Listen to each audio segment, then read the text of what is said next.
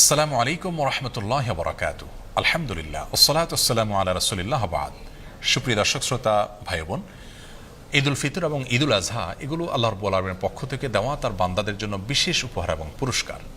রমাদান মাসব্যাপী ইবাদতবন্দি করার পর আল্লাহ তাআলা নগদ পুরস্কার হিসাবে ঈদ উল ফিতরের আনন্দ আমাদেরকে দিয়েছেন।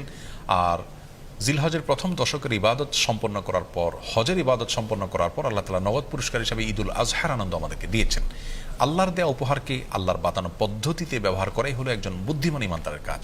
আর সেজন্য আমরা আজ ঈদ উল ফিতরের সুন্নাহ সমূহ আলোচনা করতে চাই। কিভাবে প্রিয় নবী সাল্লাল্লাহু আলাইহি সাল্লাম ঈদ উল ফিতর উদযাপন করতেন, সাহাবায়ে কেরাম ঈদ উল ফিতরে কী কী আমল করতেন, সেগুলো আমরা পেশ করবো ইনশাআল্লাহ তাআলা। ঈদ উল ফিতরের সুন্নাহ সম্পর্কে বলতে গেলে সর্বাগ্রে যে সুন্নাহর কথা চলে আসে তা হলো অন্য দিনের তুলনায় ঈদের দিন একটু আগে আগে ঘুম থেকে ওঠা, একটু ভোরে জাগ্রত হওয়া।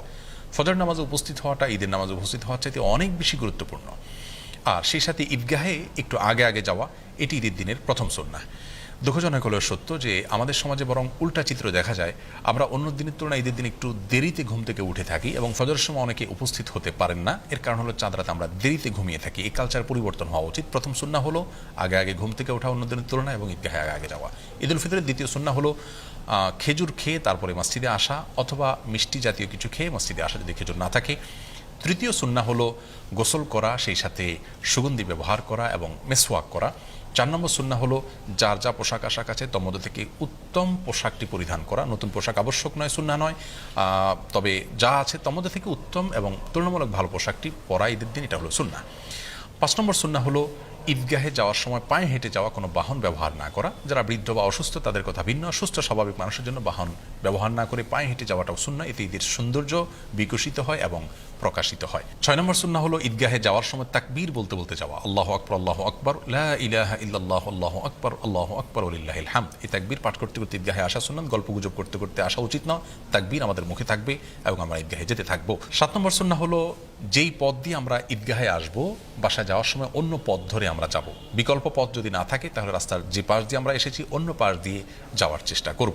8 নম্বর সুন্নাহ হলো ঈদের দিন হাসি মুখে থাকার চেষ্টা করা যথাসম্ভব। কোনো কারণে মনে দুঃখ থাকলেও যথাসম্ভব হাসি খুশি থাকার চেষ্টা করতে হবে, সবার সাথে আনন্দ ঘনভাবে সময় কাটানোর চেষ্টা করতে হবে। এটা ঈদের গুরুত্বপূর্ণ একটি সুন্নাহ।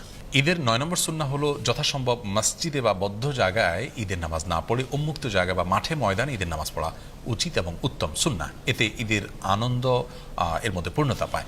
তবে কোনোভাবেই কোনো রাস্তাঘাট, পথ ইত্যাদি বন্ধ করে মানুষের দুর্ভোগ হয় এরকম পরিস্থিতি সৃষ্টি করে দখল করে সেরকম জায়গায় ঈদের নামাজ পড়া উচিত নয়। উন্মুক্ত জায়গা যদি পাওয়া যায়, কারোর জায়গা যদি খুব পারমিশন দেন তাহলে সেই জায়গাতে হতে পারে, অথবা শহর অঞ্চলে যদি সেরকম কোনো জায়গা না থাকে তাহলে মসজিদেও ঈদের নামাজ হতে পারে। ঈদের 10 নম্বর এবং সর্বশেষ সুন্নাহ হলো একে অন্যকে শুভেচ্ছা জানানো ঈদ উপলক্ষে। সেটি সাক্ষাৎ হলে হতে পারে, বার্তাযোগে হতে পারে। সাহাবায়ে কেরাম একজনের সাথে অন্যজন সাক্ষাৎ হলে, যোগাযোগ হলে ঈদের দিন তারা শুভেচ্ছা জানাতেন এইভাবে, তাকাব্বালাল্লাহু মিন্না ওয়া মিনকুম সালিহাল আমাল। যার অর্থ হলো গোটা রমজান ব্যাপী আপনি এবং আমি যে সমস্ত নেকামল করেছি আল্লাহ তাআলা আমাদের উভয়ের নেকামলগুলোকে কবুল করে নিন। এই দোয়াটাকে সংক্ষেপে এভাবে বলা যেতে পারে, তাকাব্বালাল্লাহু মিন্না ওয়া মিনকুম, তাকাব্বালাল্লাহু মিন্না ওয়া মিনকুম। এভাবে আমরা একে অন্যকে ঈদের শুভেচ্ছা জানাবো। এটাকে বাংলায় আমরা বলতে পারি, আপনার এবং আমার সমস্ত নেকামলগুলো আল্লাহ তাআলা কবুল করুন। এই দোয়ামূলক শুভেচ্ছা ঈদ উপলক্ষে, ঈদ উল ফিতর উপলক্ষে আমরা একে অন্যকে পেশ করব। সেই সাথে ঈদ মুবারক যেটা আমরা বলে থাকি আমাদের সমাজে, সেটি বললেও কোনো অসুবিধা নেই। ঈদ মুবারকের অর্থ ভালো, অর্থাৎ আপনার ঈদ বরকতময় হোক। কিন্তু সুন্নাহ হলো সেটি যেটি সাহাবায়ে কেরাম থেকে বর্ণিত হয়েছে। আমরা দুটিকে সংযোগ করে বলতে পারি, কোনো অসুবিধা নেই। অবশ্যই সাহাবায়ে কেরামের শুভেচ্ছাটা আমরা ভুলবো না। হাদিসে বর্ণিত শুভেচ্ছাটা আমরা একে অন্যকে জ্ঞাপন করবো, তাকাব্বালাল্লাহু মিন্না ওয়া মিনকুম। কিছু কাজকে ঈদের সুন্নাহ আমরা মনে করি, অথচ সেগুলো ঈদের সুন্নাহ নয়। যেমন অনেকে মনে করেন ঈদের দিন কবর জিয়ারত করা সুন্নাহ। হ্যাঁ, ঈদের দিন যদি কারো সুযোগ হয় তিনি অবশ্যই মা বাবা কবর জিয়ারত করবেন, কোনো অসুবিধা নেই, ভালো। কিন্তু এটাকে ঈদের সুন্নাহ মনে করে করবেন না। অনেকেই ঈদগাহে ঈদের নামাজের পরে কাঁধে কাঁধ মিলানোটাকে সুন্নত মনে করেন, সেটিও ভুল ধারণা। অনেকদিন পরে কারোর সাথে সাক্ষাৎ হয়েছে, সম্প্রীতি বা ভালোবাসা প্রকাশের জন্য আপনি কাঁধে কাঁধ মিলালেন, সেটি করা যেতে পারে, কিন্তু ঈদের সুন্নাহ মনে করে সেটি করা উচিত হবে না। সেই সাথে অনেকে মনে করেন যে ঈদের দিন নতুন পোশাক পরা সুন্নাহ, সেটিও ভুল ধারণা। যা আছে তোমাদের থেকে উত্তম পোশাকটা পরা সুন্নাহ, কিন্তু নতুন পোশাক হতে হবে এমনটি মোটেও আবশ্যক নয়। ঈদ উপলক্ষে অনেকে অনেক বেশি পাপের কাজে নিমজ্জিত হয়ে যান। বিশেষ করে যুব সমাজকে দেখা যায় যে ব্যান্ড পার্টি, বিভিন্ন রকমের মিউজিক অনুষ্ঠান ইত্যাদির মাধ্যমে তারা ঈদ পালন করে থাকেন। অনেক মা বোন আছেন যারা গোটা রমজান জুড়ে আল্লাহর ইবাদতবন্দি করেছেন, অথচ ঈদের সময় তারা পর্দার বিধানকে লঙ্ঘন করে তারা বিভিন্ন গায়রে মাহরাম ছেলেদের সাথে মিশছেন এবং বাহিরে তারা বিনা প্রয়োজনে ঘোরাফেরা করছেন। এই অসুস্থ সংস্কৃতি থেকে আমাদের বের হয়ে আসা উচিত। আল্লাহর দেয়া ঈদকে আল্লাহর বাতানো পদ্ধতিতে ব্যবহার করা উচিত। আল্লাহর অবাধ্যতায় আল্লাহর দেয়া ঈদকে যদি আমরা পালন করি তাহলে সেটি গুনাহের কারণ হবে। আল্লাহ তাআলা আমাদের সকলকে ঈদের সুন্নাহকে পালন করার তৌফিক দান করুন, সুস্থ এবং সুন্দরভাবে ঈদ উদযাপন করার তৌফিক নসিব করুন। আসসালামু আলাইকুম ওয়া রাহমাতুল্লাহি ওয়া বারাকাতুহু।